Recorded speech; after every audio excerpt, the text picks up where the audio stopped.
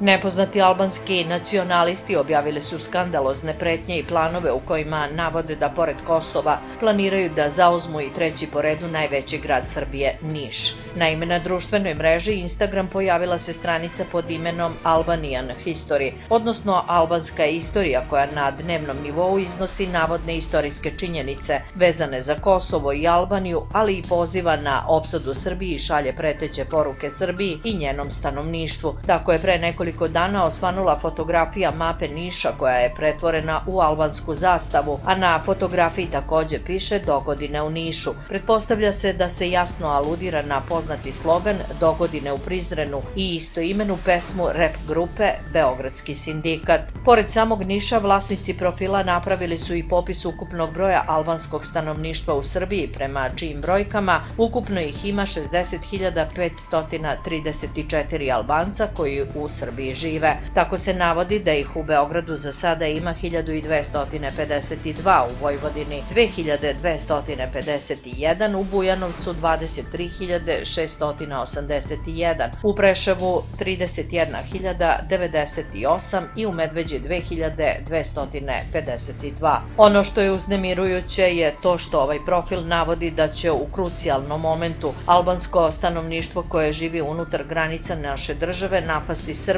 i sve u cilju širenja takozvane Velike Albanije. Ovaj profil broji gotovo 400 pratioca i pored svakodnevnih fotografija i pretnji, on takođe targetira srpske korisnike ove društvene mreže i poziva na njihov linč, ubijanje i gašenje profila. Tako je nedavno izašla lista srpskih profila koji se nalaze na meti ovih albanskih ekstremista.